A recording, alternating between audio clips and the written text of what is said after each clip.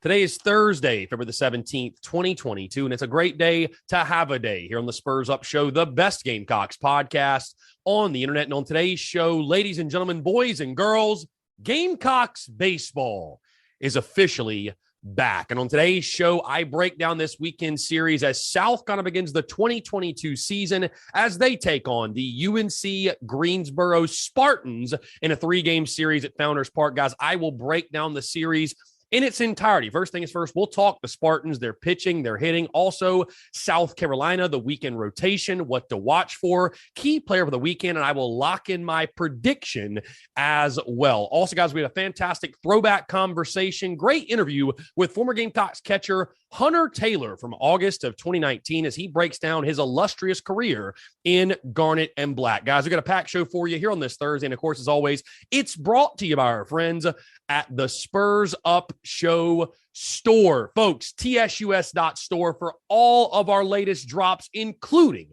t-shirts, hats, hoodies, pullovers, stickers, koozies, you name it, we have got it. Be sure to check out all of our latest merch, including our Yardcocks baseball merch, Heckle Juice merch, everything in between, guys. Beamer Ball, Beamer Rattler, of course. Again, we've always got new drops coming, guys. We've got things in the works right now. So again, you want to make sure you stay tuned to all of the latest happenings within the Spurs Up Show store, the best Gamecocks merchandise on the internet. So again, guys, that's tsus.store. That's tsus.store. Be sure to check it out. Again, the best Gamecocks merch on the internet. Let's get it.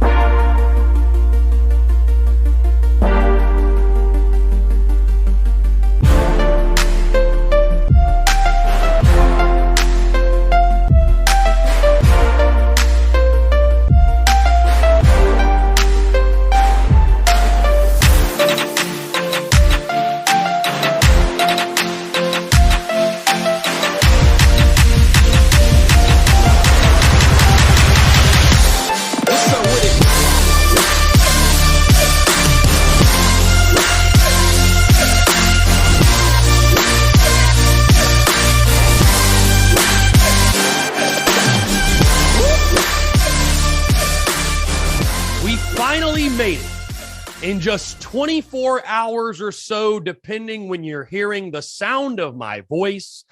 Gamecocks baseball will officially return to the diamond at Founders Park, and the boys of summer will begin their quest of Omaha. Folks, happy Thursday. Hope you're all doing well. I'm Chris Phillips, your host of the Spurs Up Show as always.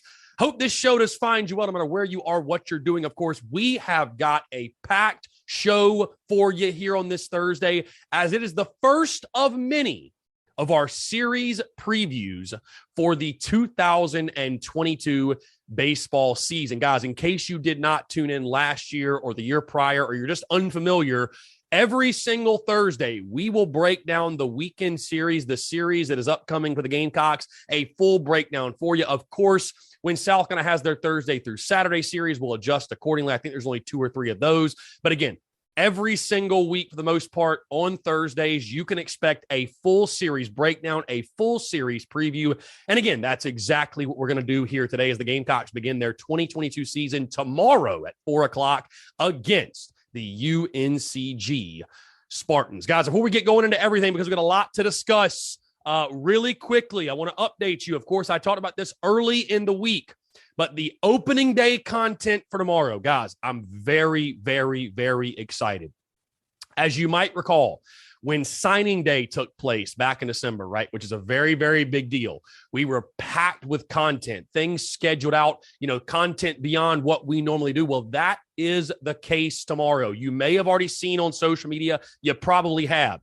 Tomorrow at 9 a.m., we will go live on Twitter Spaces. If you're unfamiliar what Twitter Spaces is, it's basically an interactive chat room where people can talk. You can label people as speakers. It's really, really cool. So again, 9 a.m., go to our Twitter at the Spurs Up Show. Yours truly and others. We'll be talking opening day, breaking everything down, just kind of shooting the shit in the morning, if you will, and really setting the tone for the day. Then at 10 a.m., we are going to do an MLB The Show live stream where, guys, I'll be honest, I don't really have a game plan for this, but it's just another form in which we can go live and talk baseball, and I'll be streaming the show and just playing some games, if you will. And then, of course, TDC from 12 to 2 as normal. The setup will probably be different. I think I'm probably going to be grilling some hot dogs and burgers and have some cold beers flowing and really setting the stage and getting ready for first pitch. And then, of course, first pitch is at 4 o'clock tomorrow afternoon as opening day takes place. So again, guys, we got a packed day tomorrow. Cannot wait. Super exciting. Opening day is always really, really special, and looking forward to getting back out to Founders Park, getting back out there with the Rowdy Roosters and taking it in with each and every single one of you guys. With that being said, let's dive into it. Gamecocks taking on UNC Greensboro, the Spartans out of the SoCon. Their head coach, Billy Godwin, leads the Spartans into the 2022 season. A look back at last year, UNCG went 27-25 on the season, 12-17 in conference play. So a bit of a tough season for them a year ago. But UNCG, guys, I can tell you this, a really proud baseball program. You know, this is a real side note, but back in my college days, my ex actually from then, her brother played at UNC Greensboro. I remember talking to him about UNCG and everything. And again, it's a very, very proud program. They recruit well. They have good players. So again, a good early season test, I think, in the opening weekend for South Carolina. You look at UNCG on the mound. From a year ago, 4.87 staff ERA in 2021. The big guy returning for them is their right-handed pitcher, Austin Parsley. He leads their staff. And again, guys, you look at him, you look at their starting rotation. This is the projected rotation, by the way. As of right now, when I'm recording this, UNCG has not released anything. They have not released anything. So going back, looking from last year, their returners, if you will, this is what I'm projecting it will be. Feel very confident in saying that Friday, tomorrow, right-handed pitcher Austin Parsley will take the bump. Again, guys, he is a preseason second team all SoCon selection. In 2021, he went 8-2 with a 3.3 ERA. So again, was really, really good for the Spartans. Then Saturday, right-handed pitcher Austin Cone. In 2021, he went 4-3 with a 5.24 ERA.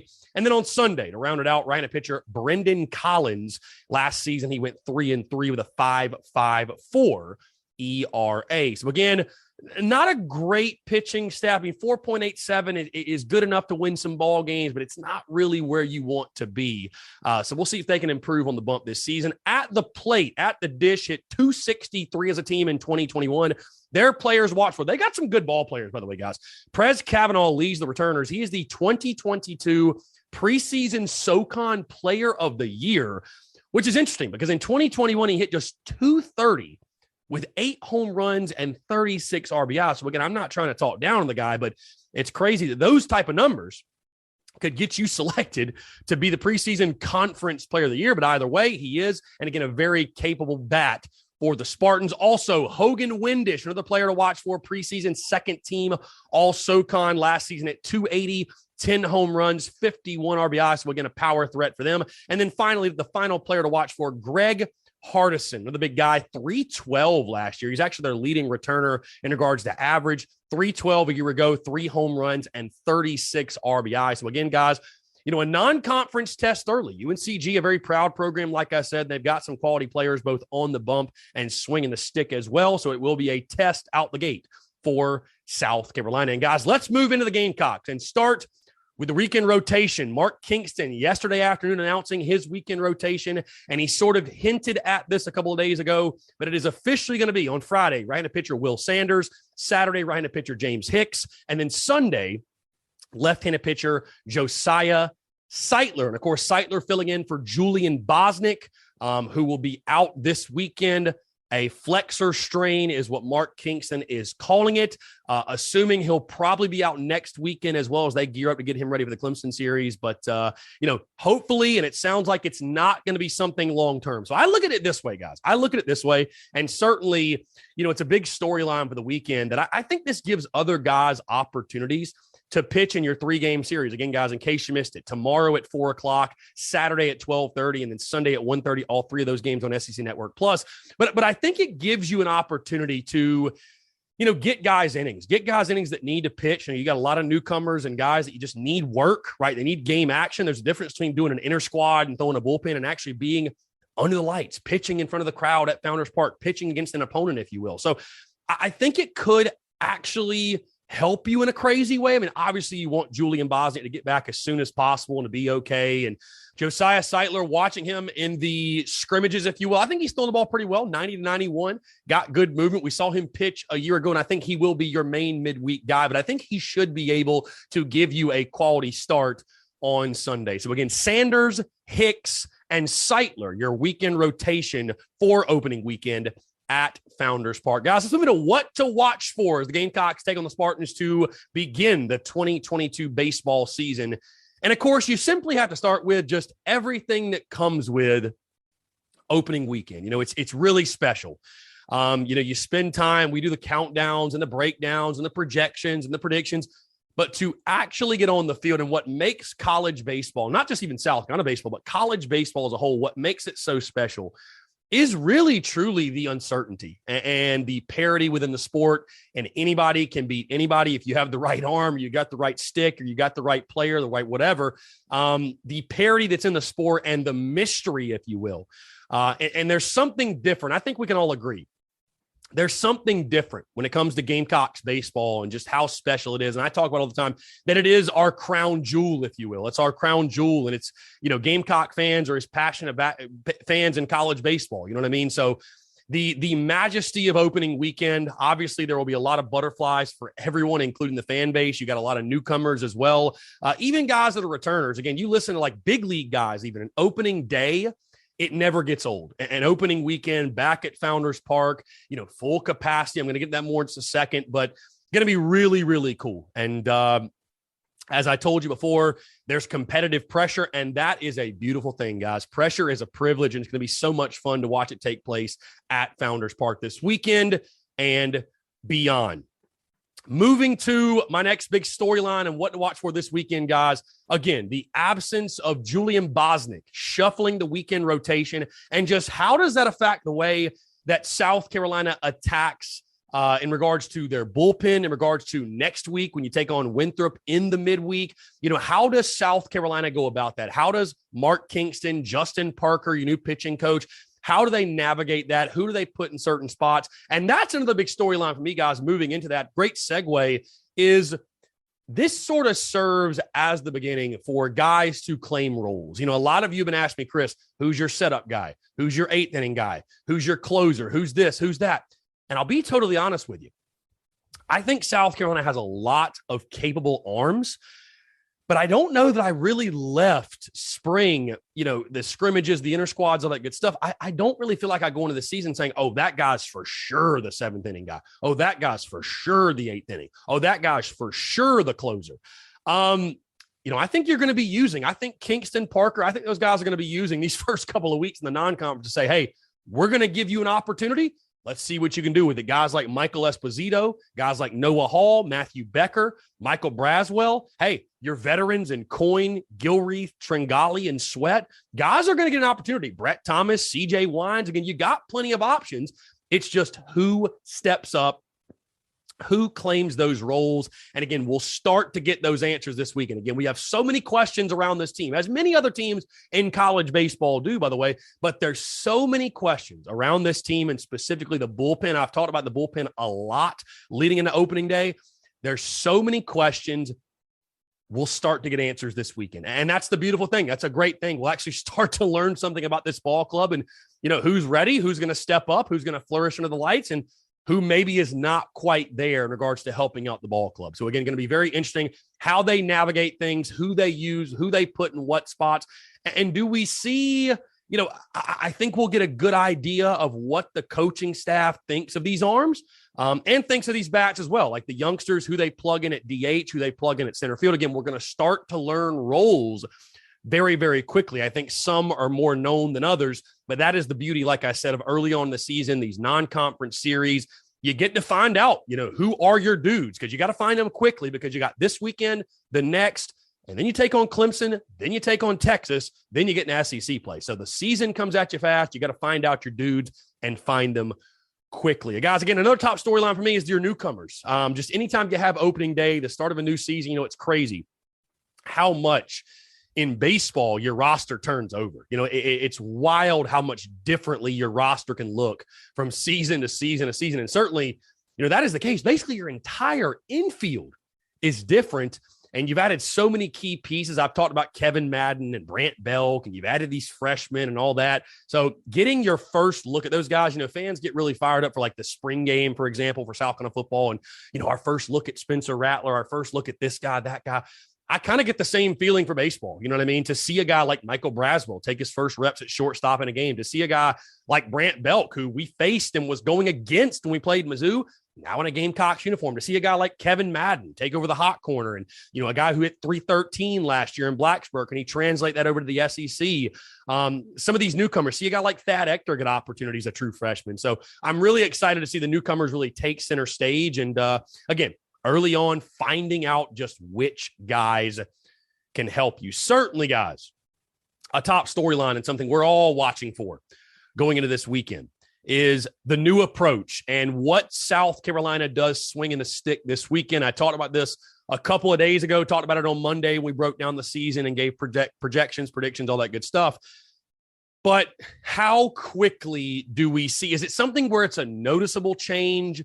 Or is it just something where, hey, we scored more runs, we're obviously better offensively? And I don't think you're going to be able to draw any conclusions or learn anything necessarily from these non-conference series. Because again, guys, we've seen Gamecock hitters tear up non-conference pitching, right? Heck, we saw Wes Clark last year. Nobody could hit it, get him out. He was hitting like 700 in non-conference play. So where it really matters is obviously you get into like Clemson, Texas, and then the SEC. And then you really find out just how good you are. But getting off to a good start offensively. And again, the new approach, if you will, do we see South Carolina sort of force the issue and try to do hit and runs, try to bunt a little bit more, situational hitting? Do we see the Gamecocks sort of force the issue and make that a point of emphasis in opening weekend? Or, hey, do we see a lot of home runs? It's going to be a warm weekend this weekend, guys, at Founders Park. It's going to be like 70 tomorrow, 68 Saturday, and like 67 on Sunday. So the baseball is going to be flying around Founders Park. But again, I'm just curious to see, do we see anything specifically this weekend when we go, oh, there it is. There it is. There's that newfound approach. There's that newfound mentality at the plate, swinging the stick. Is there anything that really sticks out in regards to the Yardcocks hitters this weekend? And guys, my final top storyline and my final thing I can't wait to see, and I should have talked about this on Monday, but I didn't. But a packed Founders Park once again. I told you guys before, and again, knock on wood. I'm literally knocking on wood as we speak. Knock on wood. I've lived here since August of 2019, not to make it all about me, but just to give you some perspective. I've lived here since August of 2019. So going into 2020, that was going to be my first full season that I covered in regards to baseball, covering the Gamecocks, doing TSUS full time. And of course, we all know what happened in 2020. COVID stole the season from us. Well, last season served as the first full season that I've covered Gamecocks baseball living in Columbia. But of course, as we all know, like the 80% of the season was 20% capacity, right? Founders Park wasn't packed. So this actually, believe it or not, guys, again, we're still accomplishing firsts within the business. This season serves as the first season that yours truly, and again, knock on wood, that nothing crazy happens, but this will be the first season I've actually covered Gamecocks baseball, a full season, fully normal, 100% capacity from start to finish. So I tell you what, guys, we saw the impact that the Rowdy Roosters had last year and just the fans within Founders Park. And I know, obviously, you guys probably saw on Twitter and everything, the students are not very happy with where the student section is in Section 1 in the berm and right field and all that, whatever, what have you. Either way, the Rowdy Roosters will show up. They will show out. And I'm excited to see Founders Park return to being a really fantastic venue for college baseball, because guys, we saw it last year, right? When 100% capacity came back, we saw it across college baseball at places like Mississippi State and Ole Miss and others, where, man, the fans really do make a difference in college baseball, man. They really do. I mean, it really is a humongous part of the game that I think we take for granted, but not having the fans there and then going through the Tennessee series, for example, and going to the postseason and just seeing the impact and the energy of Gamecock fans being in the building, folks. And I'll urge you this, if you can get to Founders Park this weekend, get out there, because our guys talked about it, man. Our guys talked about it last year when the Rowdy Roosters showed up and showed out and were loud. It energized them. It helps us play better. It affects the opponent. So again, Rowdy Roosters, show up, show out, heckle the shit out of them, drink some heckle juice, and I know you will. And again, I just cannot wait to see a packed Founders Park of garnet and black and a bunch of yardcocks and a bunch of Rowdy Roosters cheering on our boys all season long. Going to be one hell of a time. All right, guys, let's move into the key player of the weekend, the guy that I think needs to ball out, needs to have a good weekend for South Carolina to have success. And the dude that I look at, and I talked about him about a week or so ago when I talked outfielders, and I talked about this dude being a glue guy. And what I meant by that is this, as a veteran, I believe that for South Carolina to really have a good season, I think he needs to have a good year. I think he needs to be a leader for you. Doesn't have to be vocal, but in regards to statistically and leading you on the field of play, I think Andrew Eister needs to be that dude that this weekend sets the tone for you at the dish. I mean, again, guys, we all know the question from most fans coming into this season, can you swing it well enough to win, right? Pitching wasn't the problem last year. And I think most people believe that, with Sanders leading you off on Friday and Bosnick will return and, people are high on James Hicks and we've got guys coming back in the bullpen. I know there's question marks there and all that good stuff. And obviously, again, that's arguably for me, my biggest question mark for this team. But I think most folks are coming into this season and the number one thing they're looking at is the hitting. Can we swing it well enough? Can we hit well enough? Because again, you hit 240 last year overall, you hit 220 in SEC play, and that's just not going to get the job done. Andrew Eister was a guy for you a year ago, hit 300 in SEC play, and I think he's extremely underrated. He's going to be right there in the middle of your lineup at the 3, 4, 5, 6 hole, wherever he's at. I think he's going to be probably in the 3 hole for you. One of the most talented hitters in your lineup. I just feel like Andrew Eister is a guy that really this weekend, he can be streaky from time to time, right? But he's a guy that I think needs to set the tone for the Gamecocks offensively this weekend. I just think the lineup will go as he goes. You know what I mean? I think it's something where, hitting is contagious, of course. And again, though, he's such a big piece of the puzzle for what South Carolina baseball is going to do this year. And if the Gamecocks are going to reach the expectations that we all have for them, I think Andrew Eister has to have a good year for you. So again, my key player for this weekend, hey, a lot of guys should hit, a lot of guys should play. Pitching should do well. Again, we're all expecting at minimum a series win. But I think to really have a successful opening weekend, having your veterans step up and lead you, it's like, hey, Andrew, this is your last go around, man. This is your last go around. Be that leader for us. Get the most out of yourself. Start out this season hot. Hey, don't let the Cocks get hot. Well, let the Cocks get hot. Let's get hot on opening weekend. And I want to see Andrew Eister get this offense going starting tomorrow. And do not let your foot off the gas pedal. Keep it going. Because again, after last year, I think swinging a stick, you could use all the confidence you can get at the dish. So again, Andrew Eister for me, because of that, the key player for this weekend against the Spartans, which leads me into my prediction. How will South Carolina fare on opening weekend? Again, guys, like I told you, UNCG is no pushover, right? I mean, they weren't great last year, 27-25, like I mentioned, 12-17 in the SoCon. But they do have some good players, right? They do have some good players, and there will be moments I think you are tested.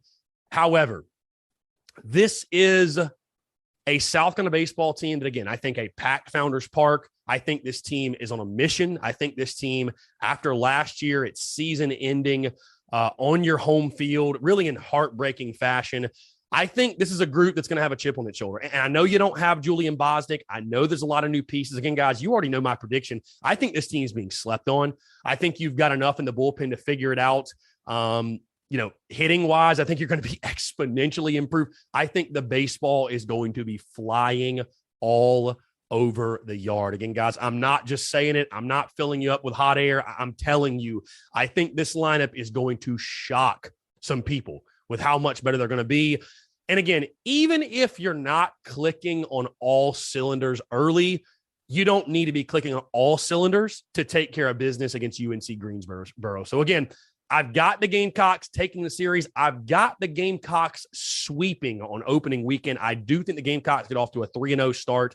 Again, I expect Will Sanders to spin an absolute gem for you tomorrow night. I think James Hicks will pitch well. And then Josiah Seitler on Sunday. Hey, you got to score some runs on Sunday. I think he can pitch well as well, but I expect to see a lot of arms on Sunday. I think a lot of guys are going to pitch. I think it's going to be maybe kind of a Johnny Holstaff type of approach, but I do think the Gamecocks will do enough in their lineup swinging it. I think they'll have success at the plate. So again, South Carolina, UNC Greensboro, Gamecocks win their first series of the season, and they do it via the sweep. So again, guys, would love to hear from you all, your comments, your thoughts on opening weekend, the first series preview of the 2022 baseball season. Again, would love to hear from you, your full thoughts, what you're looking for, what you're expecting, your key player, your prediction. I would love to hear from you guys in the comments. Shoot us a DM, whatever you like. Would love to hear from you guys, and again, appreciate you all, your love and support, and you tuning in, and just cannot wait, man. I truly think you all know how passionate I am in regards to Gamecocks baseball and how much I love it. And guys, I say this with all due respect to everyone else that covers the Gamecocks, because there's so many entities that do a great job, but baseball season is TSUS season.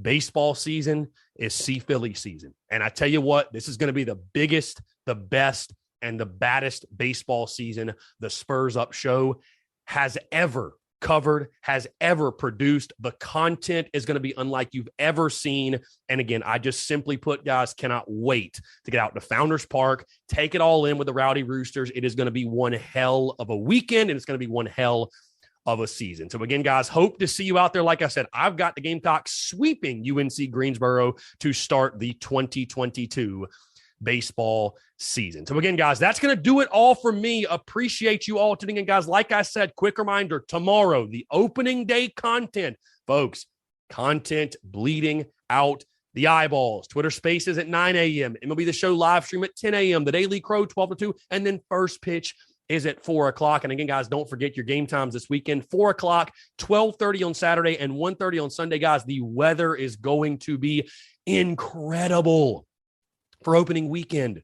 The tickets are cheap. So if you can, get out there, hang out with the Rowdy Roosters, support the Gamecocks, and we'll have one hell of a time watching together. Hey, don't go anywhere. The show's not over yet. Former Gamecocks catcher Hunter Taylor joins us in a throwback conversation, great throwback interview detailing his career. So again, guys, I hope you enjoy that. And again, I hope you enjoy your Thursday. I hope this finds you well. Hope you're having a fantastic week. And again, thank you all so much, guys.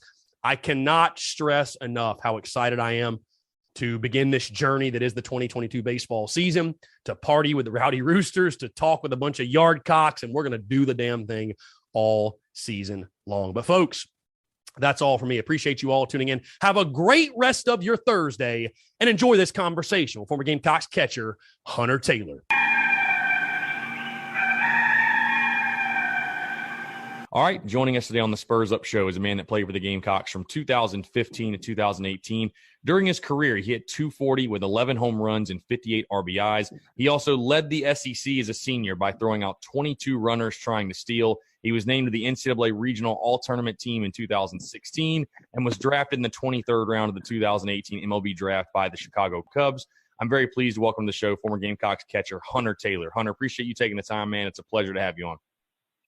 Yeah, man. I'm glad to be on. Absolutely. So I want to start, Hunter. One thing that I did not know about you, you're from the state of Virginia. You're from Onley, Virginia, and you're obviously a guy that was a very highly regarded prospect. Just kind of talk about, your recruitment, because with baseball recruiting, it's so interesting. It starts so early and guys commit so early. But with you, just kind of talk about your recruitment. When did South Carolina come into play, and when did you know that you were going to be a Gamecock? Yeah, so I'm from a really, really small town, really small high school. So but high school didn't have a whole lot to do with me being recruited, but I did play for the Canes with Jeff Petty. And I went to a camp in Richmond, and Coach Holbrook was there and watched me for a little bit and came up to me after, and this was when I was in, I believe, 10th grade. Came up to me after, kind of talked a little bit, asked me if I wanted to come down and take a visit. I took a visit, and I knew as soon as I stepped on campus that this is where I wanted to go. I was absolutely blown away. And I knew that this was the spot for me. You mentioned Coach Holbrook, Hunter. So just kind of talk about your first interactions with him. Obviously a guy that, when you were getting recruited in 2014, South Carolina is fresh off the 2 national championships, 3 straight national championship appearances. And really he had just taken over as head coach, I think the year before that. So just kind of talk about what your relationship was like your first interactions with Chad Holbrook. Yeah, I was I was honored that he wanted me, as he had just taken over. That was pretty cool. They had just had 3 big runs. That was awesome. But it was good. I mean, we connected, as soon as we started talking, and everything went good. And it was a good experience. There was nothing that I would ever change about it. It was, from the get-go, it was, good. Let's get me here. I want to be here, that type deal. For sure. So your freshman season, Hunter, jumping into 2015, you played a decent amount as a freshman. You hit 238, had 2 homers, 15 RBIs, got up to the plate 93 times, played in 32 games. So you played a fair amount as a freshman. Try to kind of describe to people the transition you went through going from high school baseball to SEC baseball.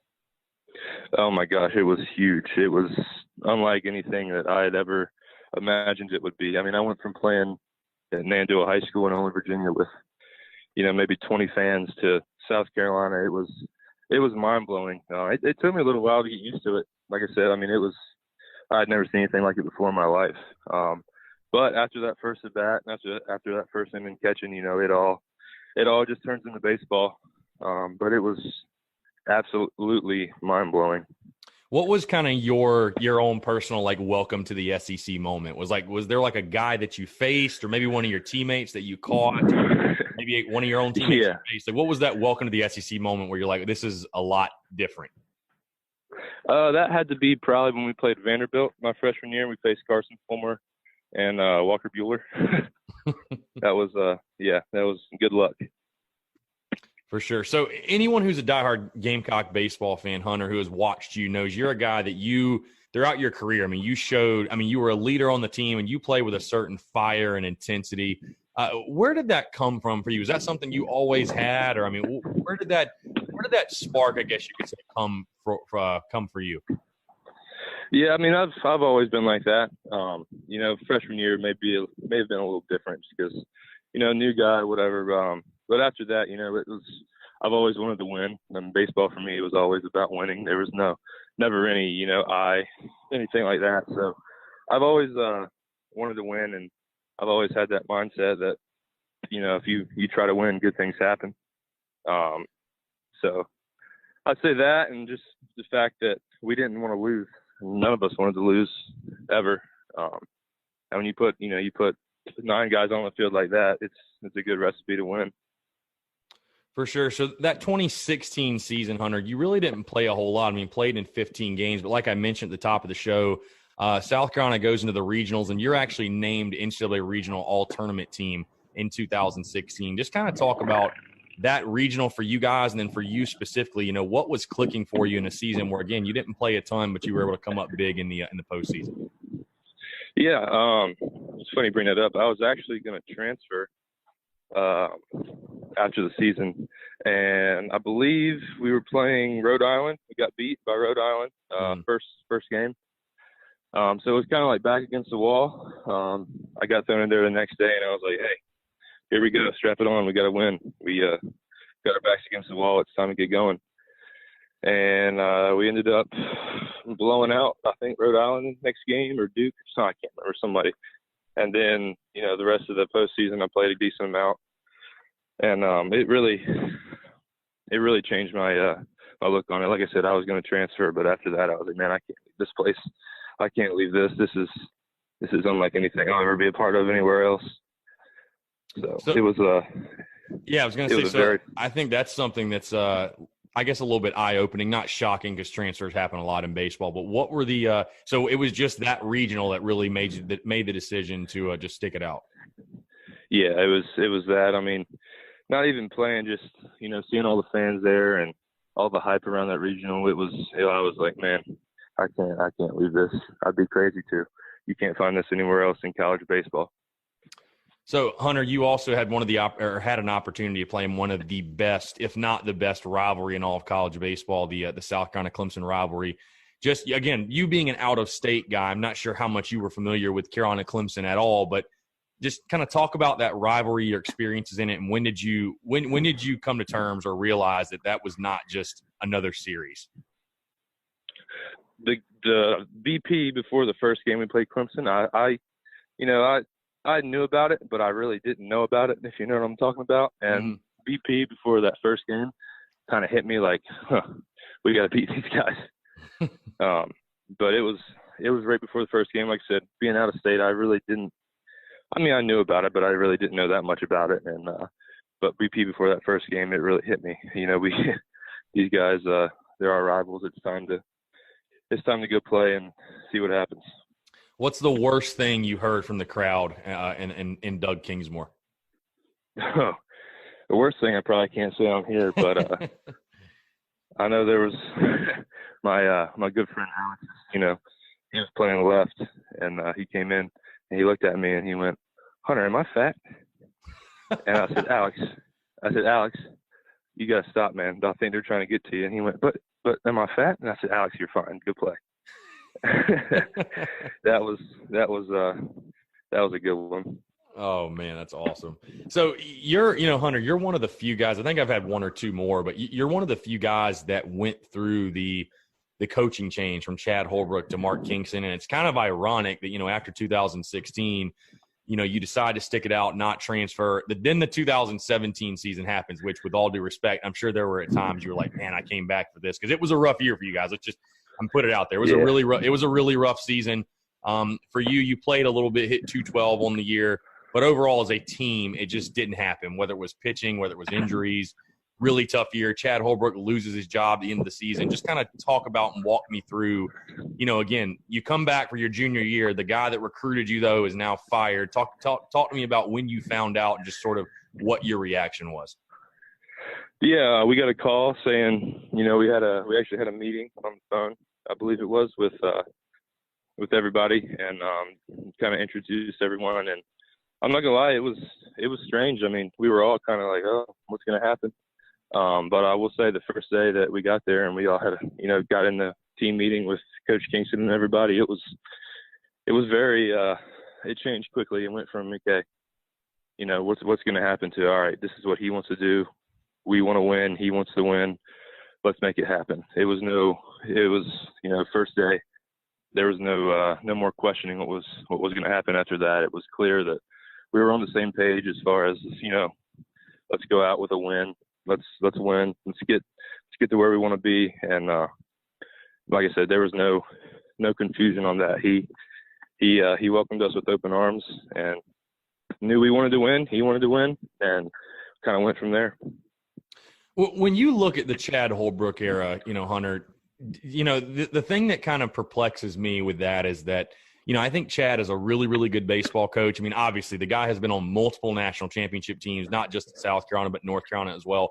I mean, if you had to put your finger on it, because that 2017 team had talent, like you said, some bad bounces, injuries, like really derailed that season. But I mean, what do you think? I mean, what do you think the beginning of the end, if you will, that era, like where did that come from? Because I know me as just a fan, as someone, an outside observer, I was very surprised at the way his tenure went, because I just assumed when he was hired, South Carolina is just going to keep winning. We're going back to Omaha. And I think the expectations obviously were crazy because people, and you would know this firsthand, people don't understand just how incredibly hard it is to get to Omaha.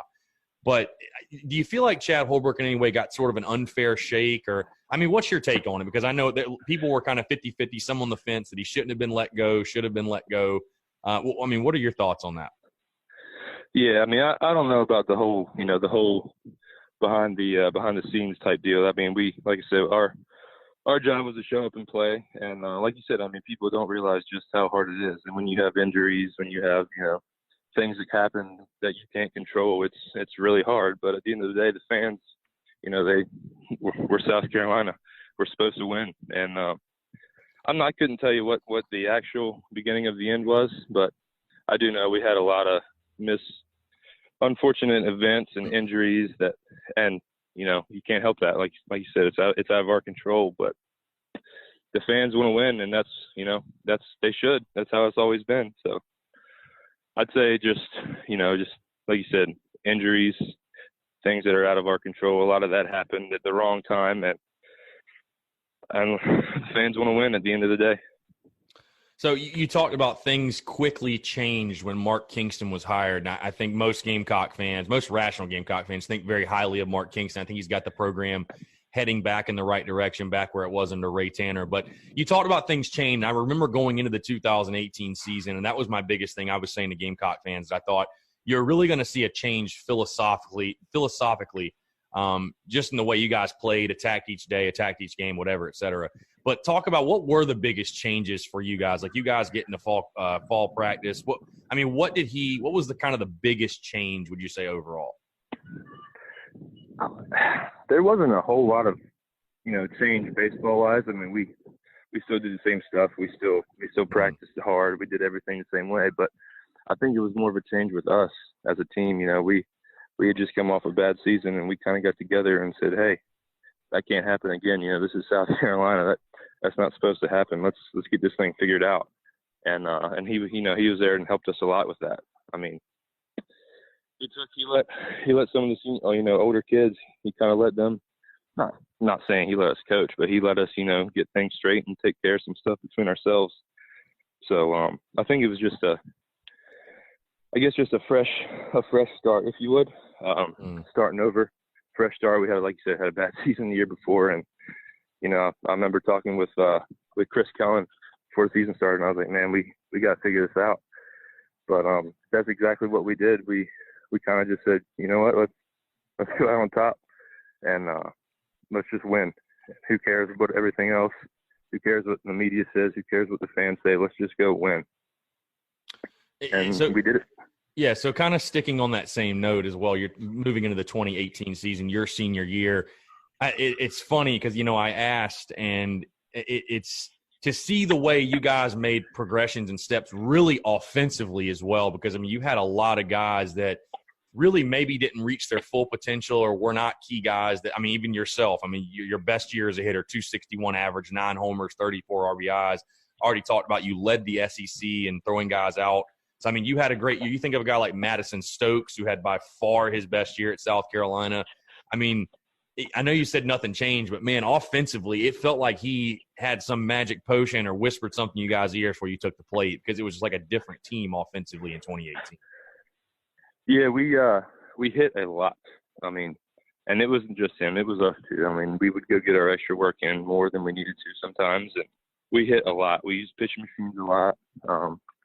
And another thing, I think that – I don't know if it was the pitching machines or what, but there was something that changed. I don't know if it was timing or what, but something changed. And another thing I think that helped was every single one of us on team knew what our niche was. We knew who the home run hitters were. We knew who needed to get on base.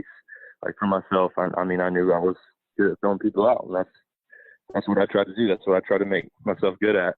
And then the hitting came.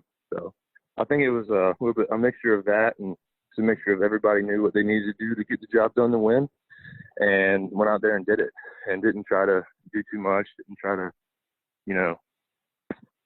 do something they didn't need to do. They just did what they were good at. Like I said, we knew who was going to hit home runs. We knew who was going to get on base. We knew who was going to pitch, stuff like that. Knowing, having your teammates back and knowing who needs to do what, I think that was another big help. So that 2018 season, I already mentioned your banner year, Hunter. The best year of your career. What, as a hitter, what do you think changed for you, or what clicked that senior season where you're able to do what you did? That's a good question. I think that the biggest thing for me was I just had confidence. I got in the box and I said, I'm getting a hit. If I don't, oh well, but I'm going to get a hit. I'm going to hit this ball hard. And I think that was the biggest thing for me, was just I had a lot more confidence than I ever had before. My timing got a lot better. And, I was catching a lot. And as I was catching a lot, I got to see more, I got more at-bats, and my timing got better, and started hitting a few more balls out. And it all just kind of clicked, I think. But like I said, I think the biggest thing was just having confidence. And the reason I could have confidence was because I knew that the guy behind me, he could get the job done even if I didn't. So, Hunter, that 2018 season was really, really interesting for you guys because obviously it didn't get off to the hottest of starts. I mean, there was a lot of midweek struggles. There was SEC struggles. I think you guys were, well, I could be wrong, but like 1-5 in conference. And then I think it was the Presbyterian game happened. And you guys sort of, I remember there was a specific, it felt like there was a specific date where something happened internally with you guys where it just, you guys turned it on. I mean, you go sweep LSU. I remember that second half of the season. I think you guys won, what was it, 5 or 6 straight SEC series, something crazy. I mean, talk about to me what changed. What was that? I'm sure you probably can't tell everything that was said in that players only meeting or that meeting you guys had, but I mean, what changed that led to that huge second half turnaround in 2018? Yep. After that game, it was that Presbyterian game. After that game, we kind of got together and we were like, guys, if we want to have a repeat of last year, we can keep doing this, or we can turn this around right now. And I don't know, I'm not sure exactly what happened for it to be like that, but after that game, it was all right, let's get it together and let's get going and let's show these people what we're about. And like I said, that game was the most pivotal, in my opinion, the best thing to happen all season for us was losing that game, because after that game we were like, all right, this is not going to happen again. And I don't care what we have to do. We're getting this thing figured out and we're going to win. In that senior season, you caught a lot of good arms. I mean, you think of who you guys had. You had Adam Hill, Cody Morris, Eddie Demarius. The list goes on and on. Who I'm going to put you on the spot. Who was your favorite guy to catch off that team? My favorite guy to catch off that team was Cody. Yeah. Cody, just because he was a bulldog. I mean, there'd be times I'd go out to talk to him and he'd just stare at me, and I'd be talking, he'd stare at me, and I'd be like, all right, then I guess you're good. Here we go. But yeah, Cody was really fun to catch. And towards the end of the season, like I said, he was just a bulldog. He didn't care what you thought of him. He didn't care who you were in the box. He was going to get you out. So I want to jump ahead, Hunter, to the postseason 2018. You guys go to the Greenville Regional, which I thought maybe you guys should have hosted. But either way, you go to Greenville, and what people that if you've never been up there, ECU fans or some of that's a rowdy place. Greenville is a rowdy place. But you guys were able to come out, go undefeated in that one. A lot of dramatics in that regional. I think the first thing I think of is Danny Blair's clutch home run against Ohio State. I know in that one, I just had the stats pulled up. You had an RBI double, scored 2 runs against UNC Wilmington, which I feel like the play was kind of funny because the ball barely gets out of the infield. Talk about that. Talk about that base hit specifically. Have you ever had a double that went as short as that one did? I think maybe the only double that's gone that short was in the regional my sophomore year, which was, I guess, 2016, that hit third base and scored, I think it might have been Dom. But besides that, no, I have not. And it was, I was very happy when it went through because I really didn't think it was making it through when it did. It was, I got jammed real bad. I didn't get any barrel on that ball, but somehow it made it through, and I'm glad it did. But it ended up working out. I remember, I remember after we won that regional, people were saying, man, they didn't even they were excited. And the reason for that was because we knew what we had next. That was just one step for us. We knew what we had to do next. And so I think that's just another point for our whole season. We didn't get excited because we wanted to keep winning. That was, we won that regional and that's great, but we had more to do. We had more to finish.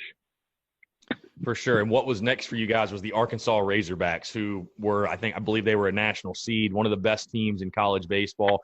And you guys go into Fayetteville and put up a hell of a fight. You lose game 1, bounce back, win game 2. I think you had a home run in that one or one of the other games. It slipped my mind, but I know you had a home run in that super regional. You guys take Arkansas all the way to game 3. And I really think, Hunter, if you guys maybe had another arm. Carmen Majinski was a true freshman, so you're asking a lot of him going out there. But it was sort of felt like a situation where you guys sort of just ran out of pitching. But overall, again, to the way the season started versus how it ended, you guys getting all the way to the Supers, 1 game from Omaha. I know the disappointment, especially that being your last college game, that game 3 against Arkansas. But I'm sure, looking back at it now, there's definitely a sense of pride that you guys, made it as far as you did. Yeah, and at the time it didn't feel like that, but looking back at it now, it's truly unbelievable that after that, after that Presbyterian game, I couldn't tell you how many games we won or what we did, but I just remember it being like completely different. It didn't even seem like it was the same season. It felt like we just started our season after that game and rolled.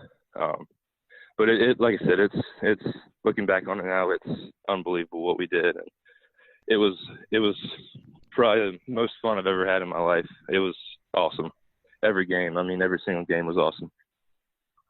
No doubt. So during that time, obviously during the postseason, the MLB draft is happening, Hunter. You're taken 23rd round by the Chicago Cubs. Talk to me about, we'll get into the stuff that happened after in just a second, but talk to me about kind of where you were, because it's funny with the MLB draft, which I think is so stupid, and you can chime in if you want, but the fact that the draft is literally held when some guys are in the middle of playing games, to me is like the wildest thing I've ever heard. I mean, that just seems ridiculous to think a guy could be on the mound or at the plate and he's literally it's the biggest moment of his life and he's getting drafted. Like, it seems like they could schedule that better or something. But talk about just where you were, the emotions you got when you get the call. I mean, I imagine that had to be a lifelong dream fulfilled.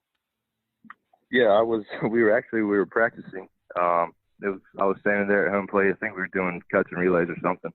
And Jonah was drafted right before me, and, everybody kind of ran out there, and I think one of the managers told him, and everybody kind of ran out there, and everybody was, super pumped or whatever. And then it wasn't a couple minutes right after that. They ran out there and told me, and it was mind-blowing. I didn't know what to think at first. It didn't really hit me until after, when my mom called me crying. That's kind of that's when it sunk in for me. But it was unbelievable. That's probably one of the best days of my life I can think of to this point. I can't even explain it. It was awesome. And I was surrounded by my whole, all my team that we've been battling with, just won a regional, and it was awesome. No doubt. So I want to get into what happened after, because Hunter, I mean, we were talking a little bit off air. I had no clue about this, but you are drafted by the Chicago Cubs, like I mentioned. You go into the physical, though, and just kind of tell everybody what happened, because, again, I was very surprised, had no clue that this happened, but obviously health issues came up to bite you a little bit. Yeah, so I was drafted. About 2 weeks later, I sent out to Arizona, getting everything straight, kind of getting everything figured out with the contract and all that. And I took a physical, and I found out I had a broken vertebrae, and which they were like, man, you need to, this is, kind of a big deal. You need to take some time and get this figured out, or it's going to give you problems for the rest of your life. So they didn't sign me. I didn't pass the physical. I couldn't play, but, got it straight after that, came back here, and South Carolina helped me out tremendously. I got a big back brace, wore that for the rest of the summer. Got it healed for the most part. Tried to play independently after that, and I had a few teams that wanted me, but they just couldn't do it because of my back. It was still giving me some issues. So it was one of them things where, oh well, but everything happens for a reason. So it sucked at the time, but looking back at it now, it could have been something that, hurt me the rest of my life, or something bad could have happened. So. Yeah, and that's a great perspective to have. Again, everything happens for a reason. This is going to, where one door closes, another opens type deal. But I mean, just talk about, even now, is there an opportunity? Is it an injury where it will never heal? Because to me, it seems crazy that, again, you're a guy that's a 23rd round draft pick. No offense to all the free, the guys that sign as free agents, but it's not like you signed as a free agent. You were, top 25 round guy. Is there any path back to professional baseball for you, or is the back just going to kind of always be a lingering thing, you think? Yeah, I tried. I tried for a long time, actually. I tried to get back into it, and it was just, my back's healed. It's not broken, but there's just, it still gives me problems, and I don't think that I could catch a full minor league season like that. There's no way. It still gives me some issues every now and then, but it's not as bad as it was. But like I said, I don't think there's any way I could get through a full season, and I don't want to go out there and hurt myself bad for nothing. I love baseball. I'd do anything to be able to play again, but at the end of the day, you kind of got to look at it and say, all right, what's best for me? I do love the game. I love the game more than anything, but there's a point where you got to say, all right, enough's enough. You got to figure some other stuff out. So do you see a future in baseball at all? Are you on to other things? I mean, do you think coaching could be a possibility? And what's kind of the plan for Hunter Taylor post life in baseball? Or does baseball continue for you as far as like maybe coaching or something? Yeah, I actually coached at Heathwood Hall with Brian Busher and Joey Pancake this past spring, and that was a blast. I know I told myself I didn't know if I would be able to coach, but I did it, and it was awesome. As of right now, I'm not sure. I'm not sure what my path's going to take me. I like coaching a lot. I don't know where it's going to take me. I still got one class left before I graduate, so I'm getting that over with this fall, and I'm still coaching there at Heathwood, so we'll see what happens. But as of right now, that's kind of my path, just trying to get my degree and see what happens. No doubt. So obviously, Hunter, you're a guy, I mean, literally just finishing up playing in 2018. You're a guy very close to the Gamecock baseball program. And a lot of your friends, obviously former teammates, were on the team this past season, the 2019 season, which South Carolina, we all know about the struggles, missed out in the postseason. When you take a look, because I'm sure you watched a lot of the games, or maybe, heck, you watched all of them, but what would you say to South Carolina baseball fans that are going to be coming into the 2020 season, just – let's call it how it is, just flat out frustrated about, maybe they don't even know about, they're unsure about the direction of the program. Maybe they're unsure of Mark Kingston. Well, I mean, what would you say to those fans to assure them that everything is moving in the right direction? South Carolina does have the right guy, or the right guy for the job. My experience with Mark Kingston is he will get the team where they need to be. I can't say anything bad about him. In my opinion, he will get them where they need to be. I understand why they're frustrated. I mean, it happens. It's South Carolina. We're supposed to win, but like I said, Coach Kingston will get them in where they need to be. And it might be a year. Who knows? Next year they might win the World Series. You never know. But like I said, they're moving in the right direction as long as he's there. I can assure you of that. No doubt. So kind of switching gears here, Hunter, something a lot lighthearted, more so funny. 2018, South Carolina, I believe you guys were playing North Carolina and Charlotte. I guess the first question I should ask, have you seen the video of Mark Kingston getting hit by the baseball? Yes, I have. He wore it. Yeah, I was going to say, how badass of a move was that by Mark Kingston to mid-interview then he got nailed. It wasn't a glancing blow. Like he got nailed to wear it and continue with said interview. I mean, that had to be a riot in the clubhouse.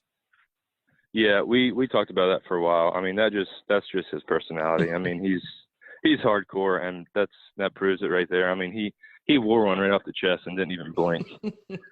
I mean, you can't ask for anything more than that. No doubt. So it was awesome. So before I let you go, Hunter, I want to ask you.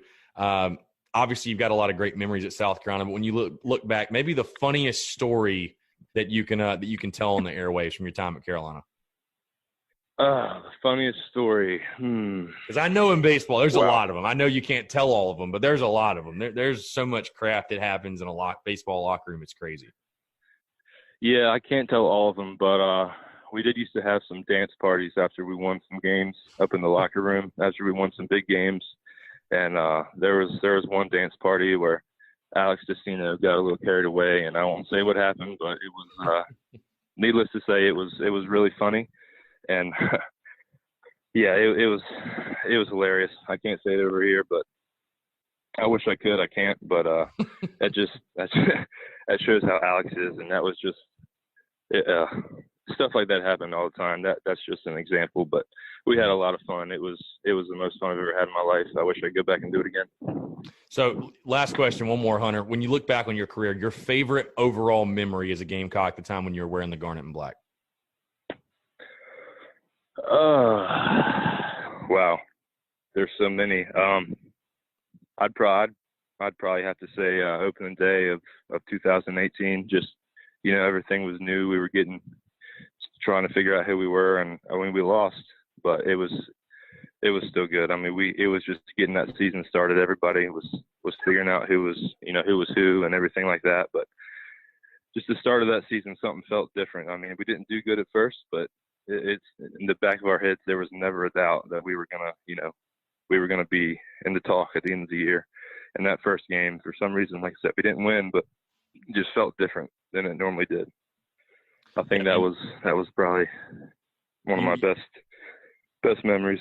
You were the opening day catcher as well, so that certainly helps. But yeah, yeah, no doubt. Yep. But yeah, Hunter, appreciate you taking the time, man. It's always a pleasure. Would love to have you back on again. And I can speak for Gamecock baseball fans when I say, again, things may have not always been great. Sometimes they were great, sometimes they weren't. That's obviously the game of baseball. But really appreciate. I mean, you were a spark plug, a catalyst for that team, a leader, and I don't think anyone could deny that. So it's a pleasure to watch you play, sir. And let's definitely do it again sometime for sure. I appreciate it, man. Yeah, let's do it.